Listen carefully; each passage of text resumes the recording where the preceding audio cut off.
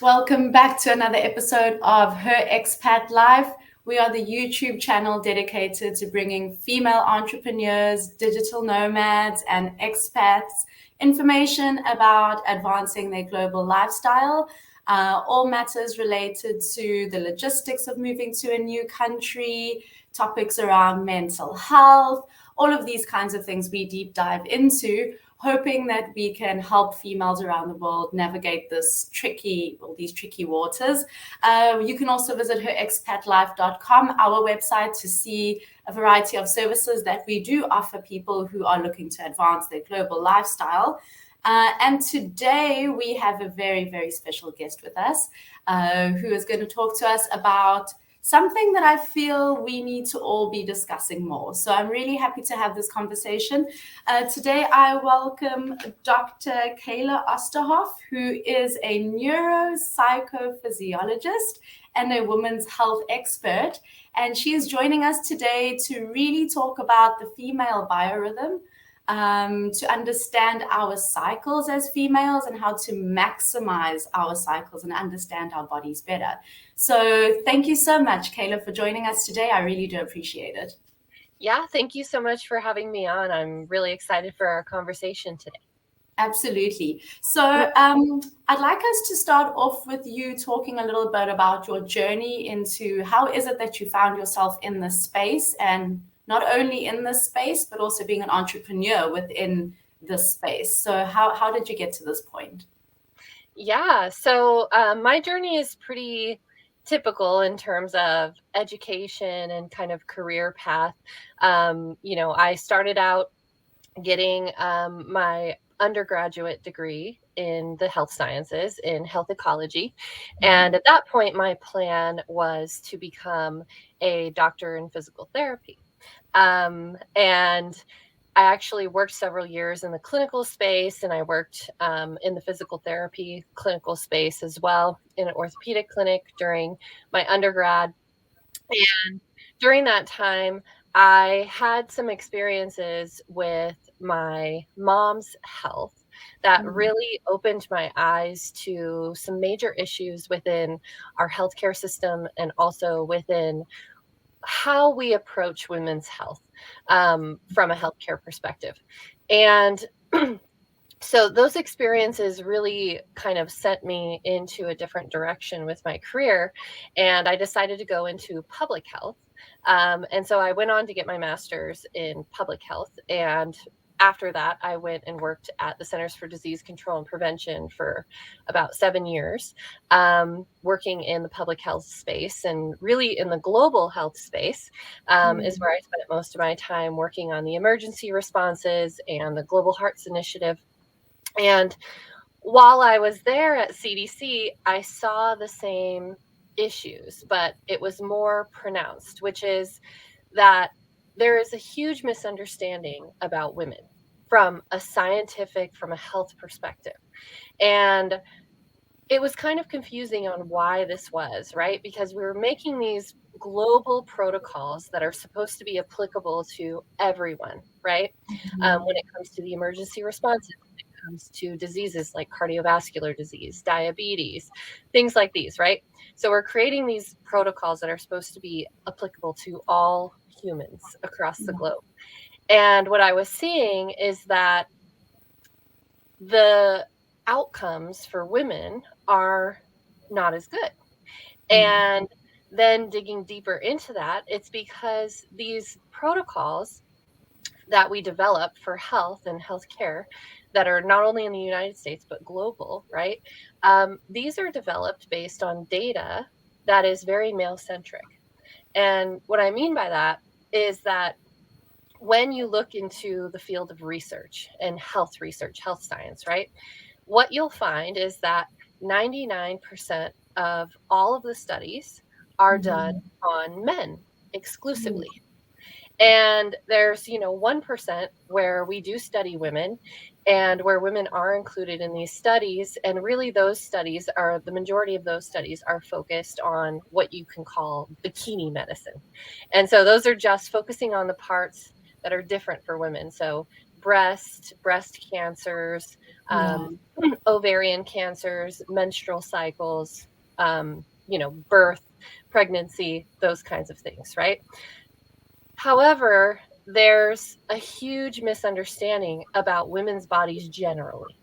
And there's a huge misunderstanding from a scientific standpoint about the differences between male biology generally and female biology generally. And that's because we just simply don't study women and we don't have enough data to drive good health decisions and proper protocols for women. So as I was learning this, as I was seeing these negative health outcomes, and I was seeing women have long-term injury, sometimes death, because some of these protocols are not appropriately designed for women. And at the same time, I'm seeing the women in my family struggle with their health, and especially their mental health, which is a huge issue for women. And again, going back to this lack of understanding how women operate and what they need in order to thrive, right? So as I was kind of discovering this, that is where the shift of my research and my focus went. And at the same time, I started my doctoral studies in neuropsychophysiology, which is a long, fancy way of saying that I study the brain, the mind, and the body, and how all three of these systems are interconnected to create the human experience. And in my studies, I specifically focus on women. And now I exclusively study women because this is such a need in society to get more data about women, about their health, about their physiology, their function, outside of just menstrual cycles, breast cancer, ovarian cancer, pregnancy.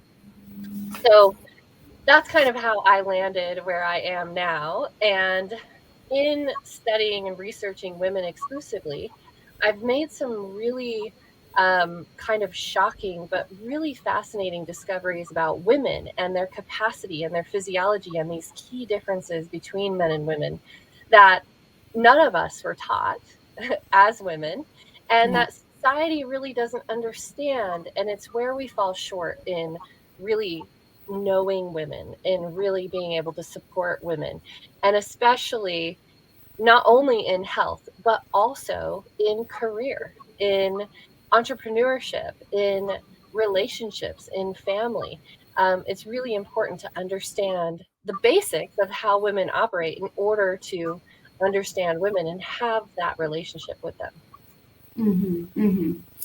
That is fascinating because it's a conversation I often have with my friends. Like, as a female, we ourselves weren't necessarily taught how to understand our bodies. We're taught the basics, but it's a conversation that maybe your parents were uncomfortable to have with you, or they didn't really know themselves, or I myself, I'm in my 30s. I have friends who are in their 30s. We're still trying to understand our menstrual cycle.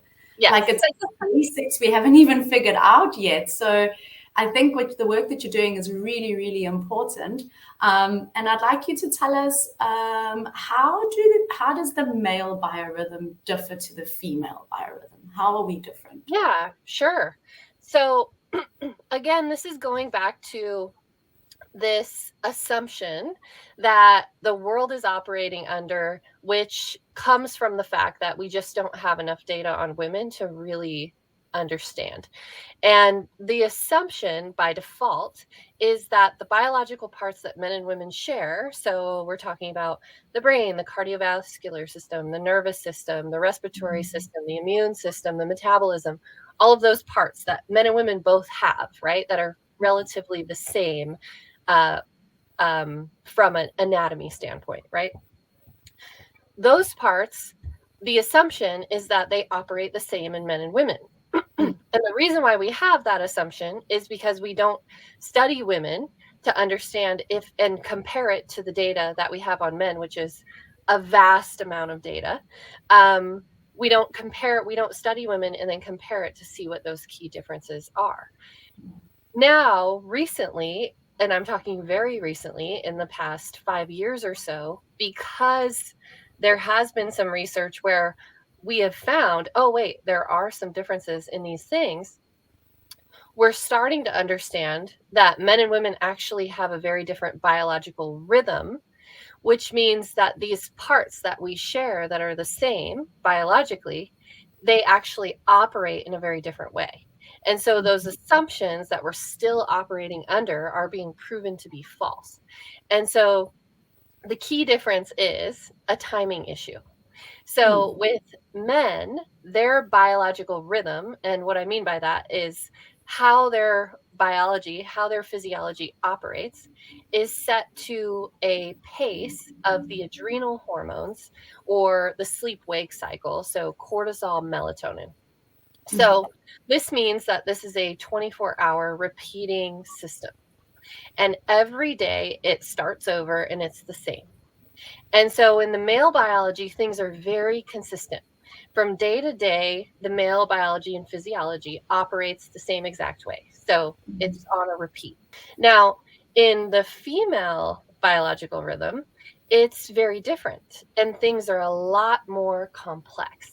And this is actually the reason why women are not studied, because there's so many moving parts that it takes a whole lot more resources. It takes a whole lot more understanding, which we lack, and it takes a whole lot more time to study women, because you have to collect so much more data. And the reason why is because biologically, physiologically, women are operating differently a little by little every day. So things are not consistent. And that's because their biological rhythm is set to the pace of their ovarian hormones. And so that's estrogen and progesterone are the main ones that cause this global modulation in the physiology. So what that means is we have a month-long biorhythm versus our male counterparts who have a day biorhythm. So to make things even more complex, because of these major hormonal shifts that happen over the course of a month, there are basically 4 different hormonal shifts that have significance that happen over the course of the month. Women are technically, physiologically speaking, 4 different women every month. And so when you look at it from a research perspective, you can understand why that complicates things, because for every subject, you actually have 4 subjects. And in order to get the data on those 4 subjects, you have to collect data every single day over a month for several months in order to have accurate data. When it comes to our male counterparts, you don't have to do that. You can collect data for several days and you're good to go. And then you don't have to control for these 4 different hormonal phases in the male cases. So this is kind of how we got here. This is why the assumptions exist, and this is why the assumptions are false, because those biological parts that men and women share operate very differently in the male body versus the female body. So as you are probably thinking now, this has so many repercussions, not only for health, right? Yeah. But it has repercussions for how we operate in the world and how we understand and support women in the world. Because the same infrastructures, systems, tools, processes that work for men that are on a 24-hour repeating system that society operates under, right? Yeah. It won't work well or as well for women. And so the fallout from that is that we are now seeing women in the statistics, in leadership, in entrepreneurship, in economics, in health. We are seeing the fallout from this now, right? So we're seeing how women are suffering disproportionately from certain things like adrenal fatigue, burnout, like mental health issues. We're also seeing that women are not able to advance to these leadership positions like their male counterparts, because they're dropping out before they reach their full potential, because they're trying to work within a system that is not designed for them. Yeah. So this is a global issue. This is a societal issue. It's not just a women's issue. This has repercussions for our economy. This has repercussions for society at large. And it's something that we really need to consider if we want to evolve our societies forward. Mm-hmm. Absolutely. And I think maybe the main issue is that we ourselves haven't been taught how to understand it. So it's really hard to communicate that and Yes. express that in the workplace, because the female workforce themselves haven't really understood or been taught how to navigate this. So Yeah. let's take it back a few steps, and or let's maybe break down what are the four different, when you talk about the four different females that we are throughout the month, what are these four cycles and how are they different from each other? Yeah, definitely. So we'll look at this from a hormonal perspective just to understand how significant those hormonal changes are that do perpetuate and modulate the global physiology. However, I want to make a caveat here, which is that women who no longer have an ovarian hormone cycle, so they don't have this big ebb and flow of estrogen and progesterone anymore, because they've gone through menopause, right? Yeah. They still have the same physiological biorhythm. And so all of these things still apply to them except for the hormonal piece. So I just want to make that caveat because I know a lot of your audience might be in that age range and they might be thinking, oh, yeah, that makes sense. I feel that. But does that apply to me? Yes, it Mm-hmm. does. So starting in phase one, this is the menstrual phase. This is when women typically have their period. Not all women have a period, though, but all women do have phase one. So there Okay. are many reasons why you may not have a period, because of medications, because of something going on with your health, because of hormone replacement therapy, like hormonal birth control. Things like that can cause you to not have an active shedding of the uterine lining, but you Mm-hmm. still have phase one. So, hormonally, phase one is driven by the lowest point in the estrogen and progesterone, those two key hormones that ebb and flow. Um, this is the lowest point for those two hormones. So, a lot of times you'll hear things like women are most like men during phase one. That's not true. So please don't listen to that. We're never like men. Uh, Yeah. and things are really different for us in all four phases. And there is really beauty and um, there are things to be gained from each phase once we really understand what our bodies need and how we can operate with in harmony with these different physiological phases. So phase one, in this low hormonal phase, essentially what happens is the whole female physiology gets sort of a downshift. And Mm-hmm. what I mean by that is our metabolism slows during this hormonal phase. And I'm not talking about our metabolism slows in terms of we gain weight or anything like that. What I'm talking about is the metabolic processes where food is converted into fuel. That whole thing slows down.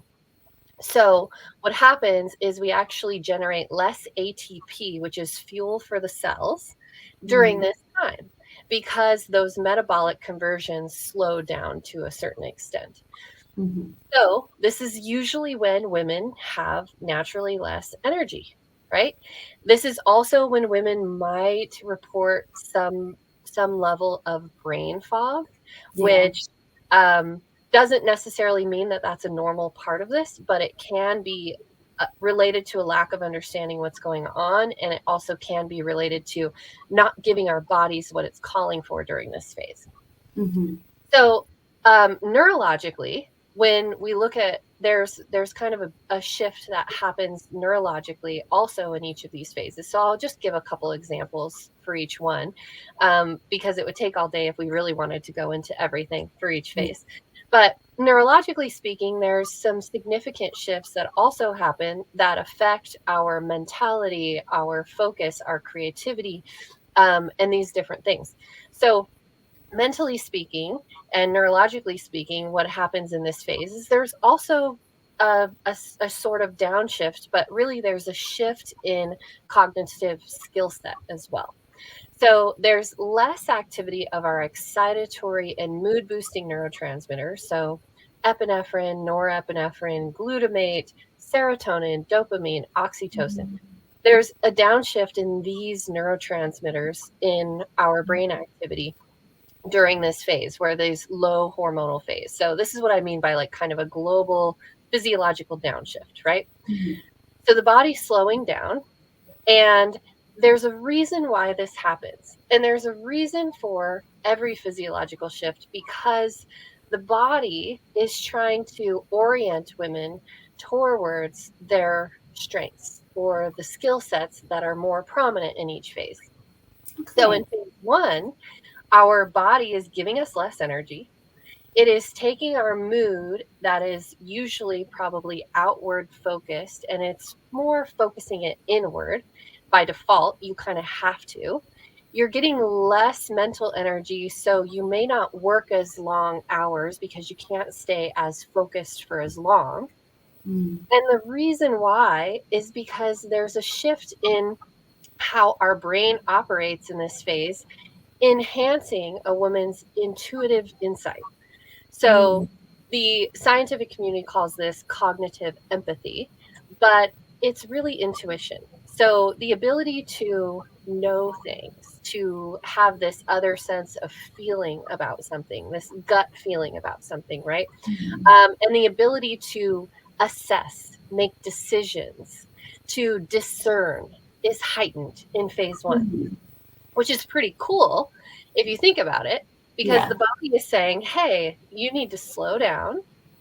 You need to take this focus and put it inward. You need to focus on yourself right now and how you're feeling. And if you do that, you can actually channel that into more effective, productive work, more effective and productive relationships, right? More effective and productive, whatever it is in your lifestyle that you are trying to achieve. So in going from phase one into phase two, this is in the menstrual cycle called the follicular phase. And this is when estrogen starts to rise to a peak. So estrogen is becoming kind of the key player in this second and third phase. And what happens when estrogen rises to a peak, all of those metabolic processes and those neurochemical processes speed up. And so women start to have more energy. As estrogen rises more and more and more, they start to have more mental clarity, more mental focus, more energy physically, mentally. And at the same time, there are, again, cognitive shifts where a woman's ability to strategically think and act is heightened, and her navigational ability is also heightened during this phase. Wow. And interestingly, as estrogen rises, so does a woman's level of compassion, of empathy. And so her ability to really understand other people and her emotional intelligence is heightened during this phase, and it gets higher and higher. So if you think about it from a leadership perspective, this is really important. And it's important time to leverage. This is when women be interacting with their teams, leading their teams, right? Because they're going to be able to communicate more effectively. They're going to be able to understand their team members and be able to guide them or interact with them in a more profound way, right?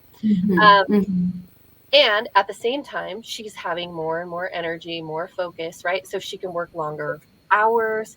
She can be more focused on projects, on teams, on whatever it is that she needs to be doing. Going from that phase into phase three, this is when kind of you go into this peak hormonal phase. So estrogen peaks, it gets to the highest point. And this is in the ovulatory phase and in the hormone cycle. So estrogen peaks, and alongside estrogen, there's luteinizing hormone and follicle stimulating hormone that also peak right around the same time. Testosterone is another one that we won't get too deep into, but that also rises to a peak during this phase as well. And so with all of those hormones, women typically feel their best in terms of measuring your best in energy and mood, right? Excuse me, I'm getting over a cold. It's okay. So in terms of energy and mood, women are feeling very outwardly expressive. They have the best mood that they've had throughout the entire month. They also have the highest level of energy. Like they're kind of like the Energizer Bunny. They feel like they can do it all and just keep going, going, going, right? Yeah. And usually this is the only phase that women hold a standard to.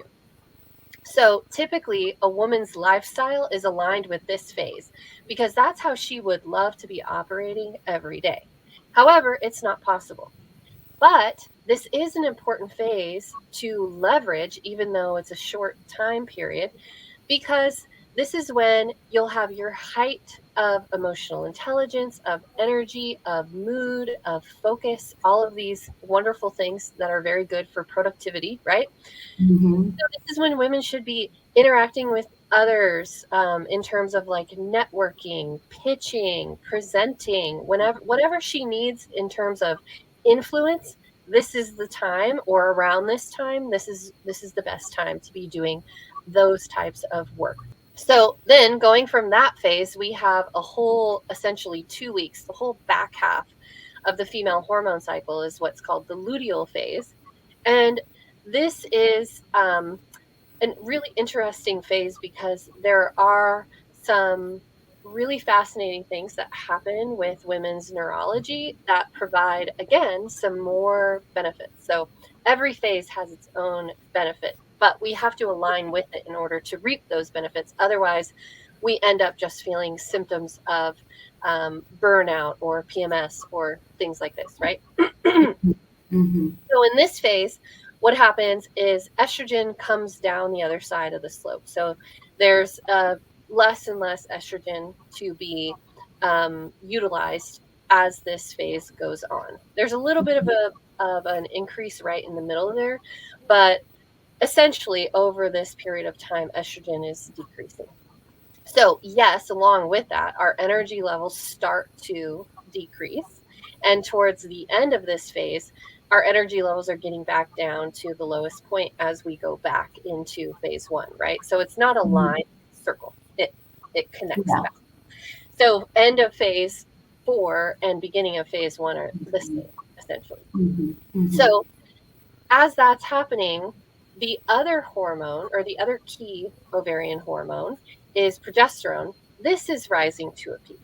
So now there's a flip from the first half, there's a focus on estrogen.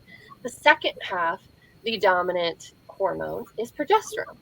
So now, as progesterone takes the stage, again, yes, there is this physiological slow downshift that starts to happen. But at the same time, there are these really interesting things that happen to the female brain. So with estrogen or with progesterone, there's also an increase in GABA neurotransmitter.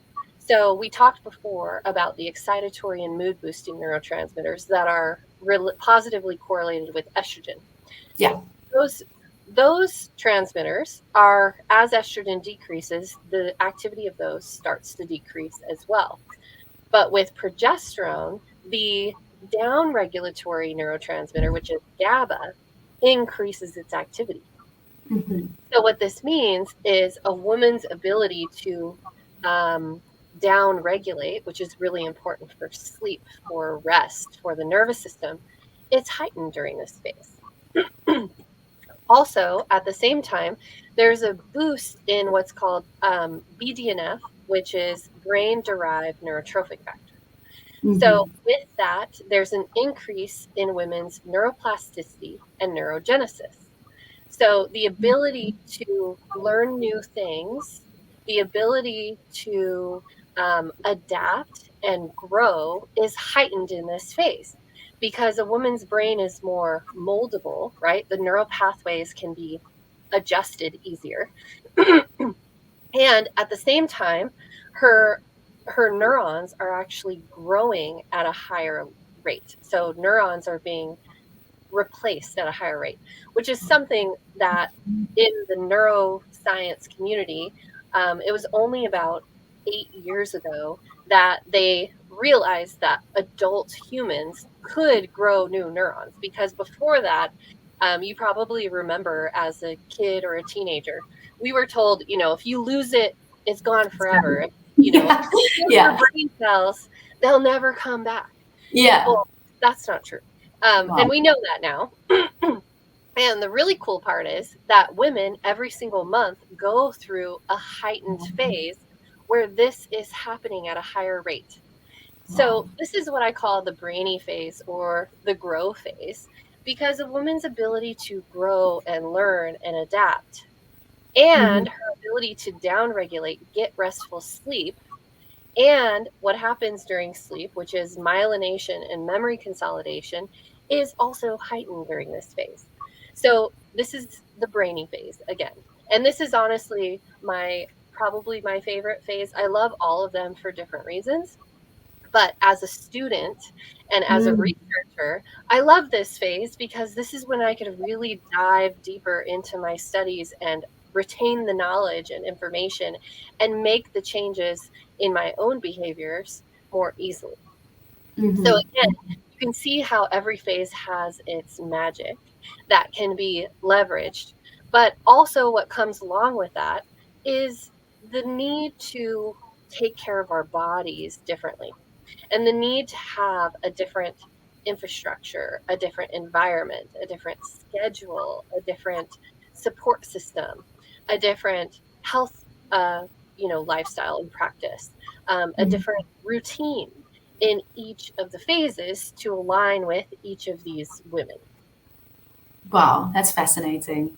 That's very fascinating. Like, I've always understood for myself, my ovulation phase has always been my favorite, like most females, just because you feel great and you've got a lot of energy and you're sociable and you're just happy and jolly. And all the other phases have kind of just been like, oh, I need to get through the month to enjoy this 4 or 5 day window period. But Yeah, having this conversation makes me realize it's so sad to look at it in that aspect. yeah, If there are all of these things that we can unlock in these different periods, that can really enhance our lives, like especially the part of having that time that is more conducive to studying and to absorbing more information. And that's fascinating. We should be taught this at school. Like, it's such a absolutely. pity that this conversation is not happening. It really, really is.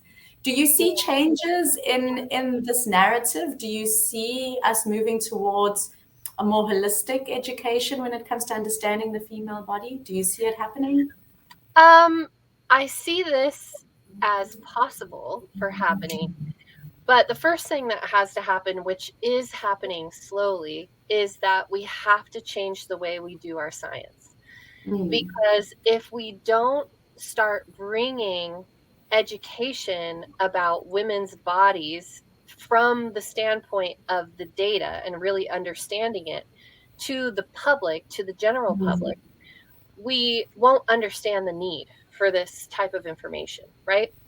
Yeah. So we really disempower women from the beginning because by default, society doesn't understand female bodies and doesn't understand all this complexity that's there. And so instead of trying to understand it, we say, well, it's too hard, so we'll come back to it later. And it gets kind of put on the back burner. And then when we go into elementary school and we get our first education about our bodies, which is sex education, unfortunately, Mhm. Mhm. again, going back to this bikini medicine issue, right? So then we only learn about our menstrual cycles and about safe sex and about reproductive health, right? But that's only a tiny piece, right? Yeah. That's Yes. not all of it. We never learn that our menstrual cycle actually has an impact on our brain and on our um, every system in our body, and it actually determines how we learn, how we grow, how we interact with others. If we Mhm. really wanted to take this to the next level, we would not only give young women this education, but we would also focus on the populations that are post puberty. So, at least middle school and high school would be developed so that women could leverage the different ways that they would learn best in each phase, right? So, Mm.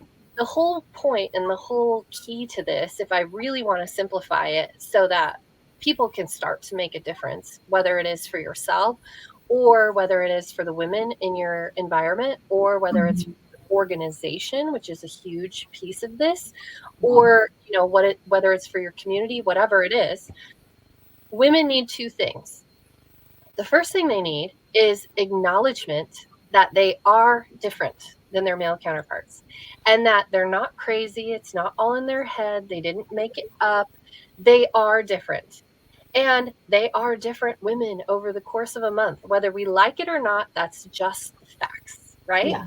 Yeah. So we, instead of trying to make women flatten, right, or make women the same all month long, which is what we've been trying to do by fitting them into a square peg into a circle hole, right? That's what we've been trying to do. What we should do is actually create 4 different holes for the 4 different shaped pegs that women have, right? Yeah.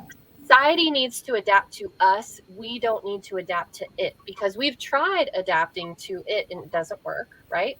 Because nature is nature, and the female body is going to work the way the female body works. That's how it's designed. So we need to adapt as a society to it. And the first part is going to be acknowledgement that yes, women are different, and then providing that education about what those key differences are.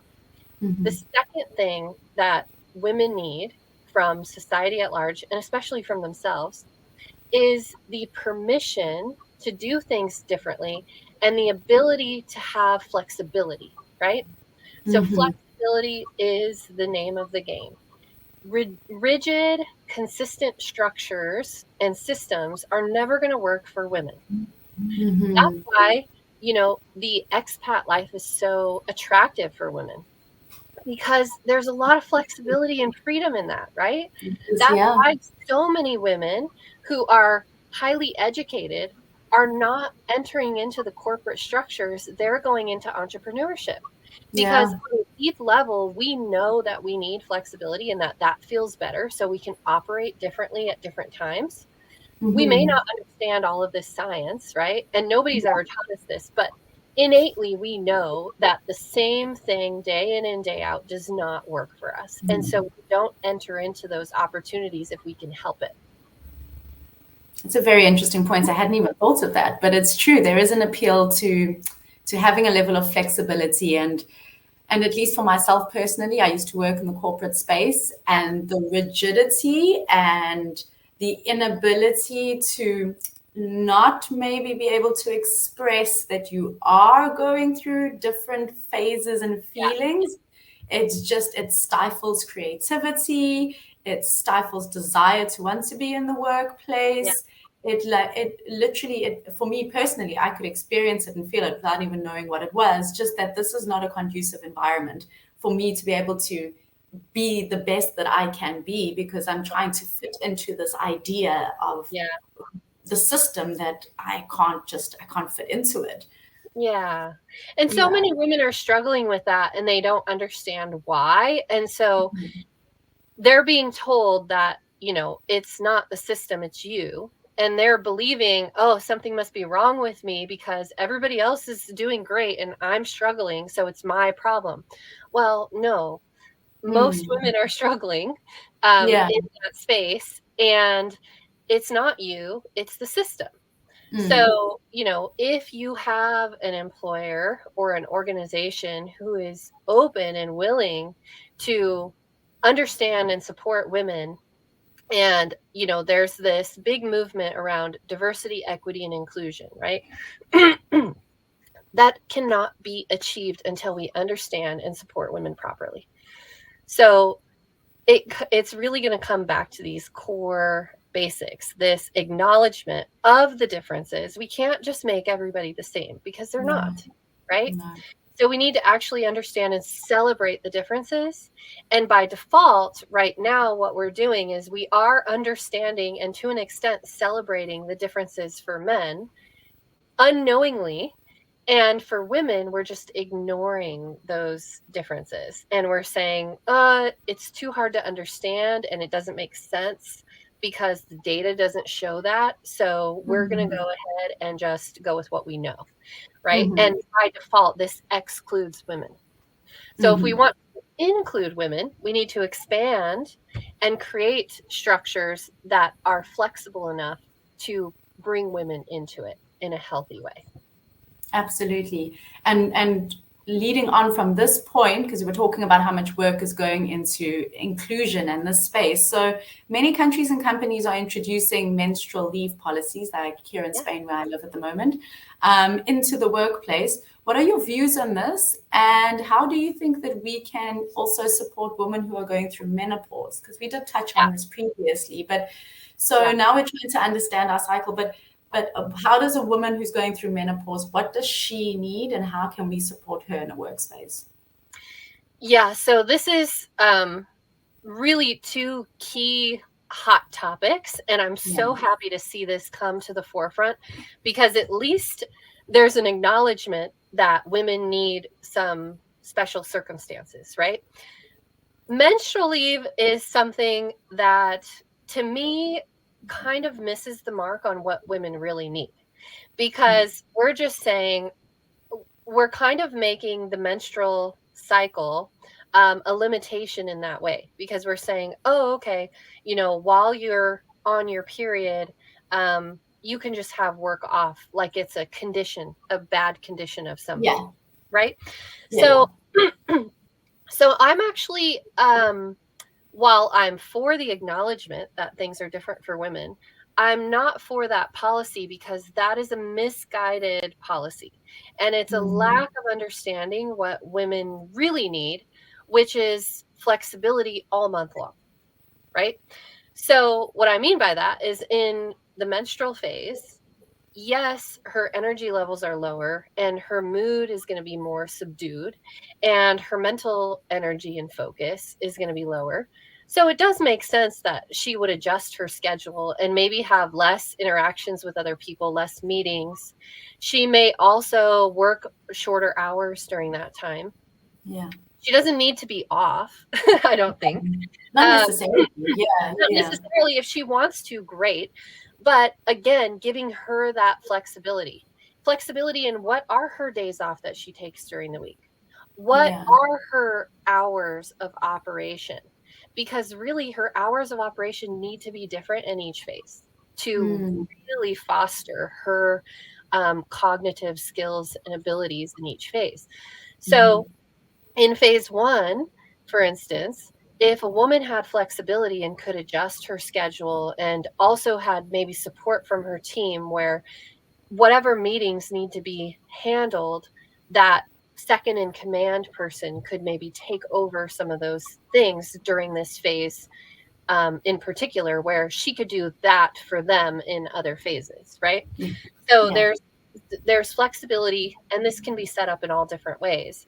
But if she's able to do this, she can lean into these cognitive skills, or what I call superpowers, in each phase, to do better work, to be a better leader, to be more productive, to be happier and more fulfilled in her work, right?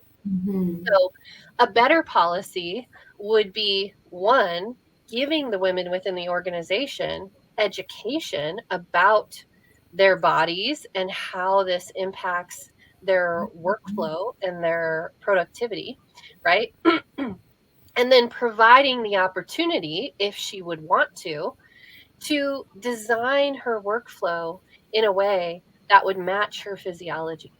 So that's just on a very basic level, that would be a better policy. We're not there yet, because there's not even an understanding or acknowledgement of this. We're still in the bikini medicine phase, where we're saying, okay, well, we know women have menstrual cycles and men don't, and so we do have to acknowledge that. On the flip side of that, menopause is the other thing that's in the workplace, whether we like it or not, right? So this is just a normal part of society that we need to understand and that we need to support better. Women who have gone through menopause or are going through menopause need different supports, because those hormonal shifts are happening. And at the same time, they need the same flexibility, because they still have a month-long biological rhythm, somewhere around a month-long biological rhythm.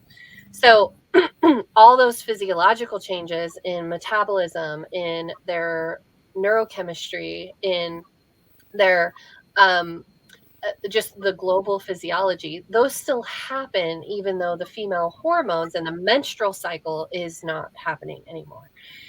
And at the same time, she has additional special needs because she is going through this big hormonal change that is impacting her health and the way she operates. So I think there's a lot more research that needs to be done in that space to really understand what it is that women need, and flexible healthcare options so that the women can get the kind of support that they need mentally, physically during this big shift that happens in their lives. That would be something that would be great to see um, from their employer, is different options to support that. Um, and an openness to just be able to discuss these real life issues that affect all of us, whether we're men or women, these things affect all of us. Have these open discussions in the workplace. It's like, we shouldn't be afraid to talk about the female body and the female physiology and our needs in the workplace, because these are real things that are happening. So I think there's a lot of work to be done. I do love the changes that are happening because at least it's hitting on point one, which is acknowledgement that there are differences, right? Yeah. So we're starting to make a move on the first part. We need a little help on the second part, I think. We do need a little help on the second part. And this is where I want to start talking about the projects and initiatives that you and your company, Her Biorhythm, have in the pipeline.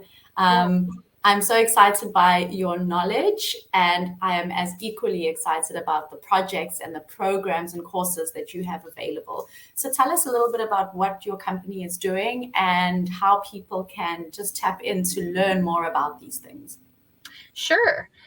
So my company is Her Biorhythm, as you mentioned. And for anybody who wants to kind of learn a little bit more about what we talked about today, if you just go to herbiorhythm.com, there's lots of free resources and things there on the website where you can start to learn a little bit more about the female body and these different phases in the biorhythm.